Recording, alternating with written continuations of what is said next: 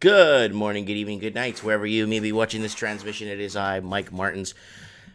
I got a really cool article that was sent to me and yesterday, and it has to do with the cost of rent for Canadian cities. Now, we've been talking about how the cost of mortgages are going up because the price of housing goes up, then the price of borrowing goes up, in turn them forcing to lower rates, so it keeps it affordable for people that are not in the market to jump into the market, and that has passed on the costs onto the renter, and that's been a problem in all over the Commonwealth, from New Zealand, Australia, United Kingdom, Western United States, and all of Canada pretty much is being hit. So this is the average cost of rent in Canadian cities for November. This is the by MAP, okay? So here it is. Canada. Let's take a look here. Several cities across Canada saw an upward trend in the cost of rent in November, according to the latest report from PadMapper. Sorry, guys, I'm still sick.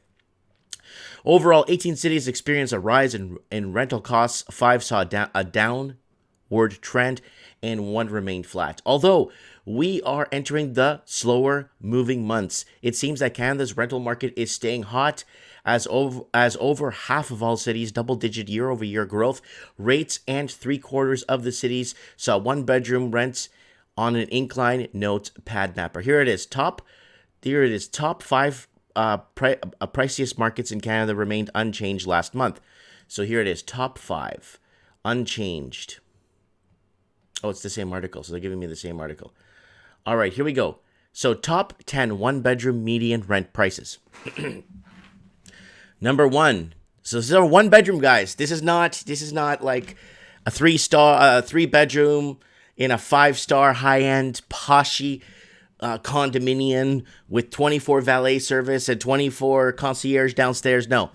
Toronto, Ontario, $2,300 a month. So basically, you double the cost of the rent.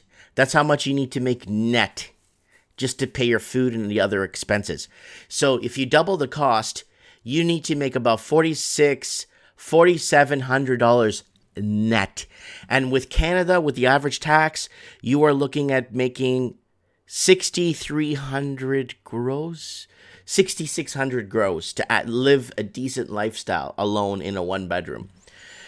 Vancouver, BC, $2,200. Again, multiply that by 2 and then add 40% of what multiply by 2, add that by 40% of deduction of tax that was taken. So add on 40% of that. That's how much you need to make. Burnaby, BC, that is $1,750. Montreal, Quebec, $1,530. Victoria, British Columbia, $1,520. Ottawa, Ontario, $1,400. Barrie, Ontario, $1,390. Kelowna, BC, $1,350. Kitchener, Ontario, $1,310. Oshawa, Ontario, $1,300. Now, let me take my trusty calculator out here for you guys, and let's do this. Let us do some math. Let's get realistic here, realistic. Let's get the real deal on what's going on here, right? Because, we got to factor in your total debt service ratios, right? So let's do this realistically, right? So let's say $2,350, okay? Then you multiply that by 2, because then you have your for the month, you have your transit or car insurance, car payment, credit card bills, and food. And food's going to cost you about $600 to $800 a month to eat. And then if you're eating well, if you're actually eating healthy, you're paying about $1,200 a month. So let's be realistic here, 100% in the city of Toronto, right? Multiply that by 2, 4,700. Then 4,700 times 40%. Okay, no, never mind that. Let's just do it this way. Okay, 4,700. Okay, so 4,700, and you're going to add. So the tax on 4,700 would be about $1,750 a month.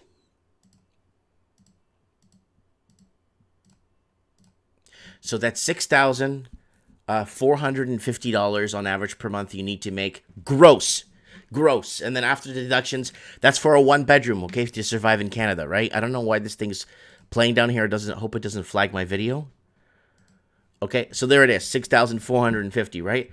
divided by 31 days. So you need to make about $208 per day gross.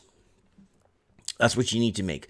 $208 per day gross to live in a one-bedroom in Toronto. And then with Vancouver nearly right behind, you need to make about $194 a month. And Vancouver, BC doesn't pay. Toronto pays better wages. BC does not pay. That's why you got 13 people to a one-bedroom. Once again, Toronto took the top spot for the most expensive rent in the country. One-bedroom rent grew 2.2% to $2,350, while two bedrooms stayed flat at $3,000. In Vancouver, one bedroom rent saw 1.4% increase to $2,200, and two bedrooms fell 1.2% to $3,190. Wow, two bedrooms, $3,000. I'm not even going to pull out the calculator for that. This is the cheapest in Canadian this month could be found. So here it is. So this is the one bedroom. This is a two bedroom. So now we got a two bedroom scale here. This is actually really interesting. Okay, Toronto. So two bedrooms, you are looking at, so this is giving you the year to year and month over month increases. So year over year, you're looking at a 5.9% increase in Toronto year over year. So a two bedroom is you're looking at three large, multiply that by 2.6, and then take back around 2,400, and that gives you what you need to make per month gross. So here it is, Halifax, Winnipeg. So St. John's is at the bottom. You could still pick up a two-bedroom apartment in St. John's, Newfoundland for $900.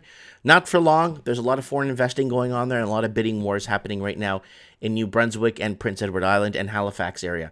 Windsor is, you still could pick up a two-bedroom for $1,140. I don't want to show you what you could rent in Miami Beach, Florida for $1,140. I don't want to show you what you could rent for that much down there, because you're just going to turn off this video and hate me forever. So imagine renting something down in Florida for $3,000, a two-bedroom $3,000. You have no idea what you could get for $3,000 a month down in Florida. That's about 2,200 Canadian, 2,200 American. You'll have a heart attack if you could see the posh upscale condo right on the beach, like you're living in a hotel resort when you go away to Mexico. Anyways, here it is. The average cost of rent in Canadian cities for November. Guys, be very careful what you jump into. If you're in a place and they start rent evicting you for to do renovations on the unit, be prepared to pony up first and last months and damage deposits now they're asking for. So now with these there's also new apps where people are bidding up rental suites, where people are bidding on rent, and that's turning into an absolute disaster too in Canada. Canadian Proper's finished. We sold out to the highest bidder. The entire colonies, all the Commonwealth is pretty much finding its way to keep itself in the markets with the other countries by just selling out their real estate and corporations and land and crown land and mines and all kinds of other infrastructure to China. Let me know what you guys think in the comments below. Comment below. Let me know. Where's this stemming from? Am I wrong? Am I dead wrong? Am I just being an old hick and I'm not making sense of anything? Thanks for watching. Let's rent in Canada. Let me know and tell me what you're paying in your area. Thanks for watching.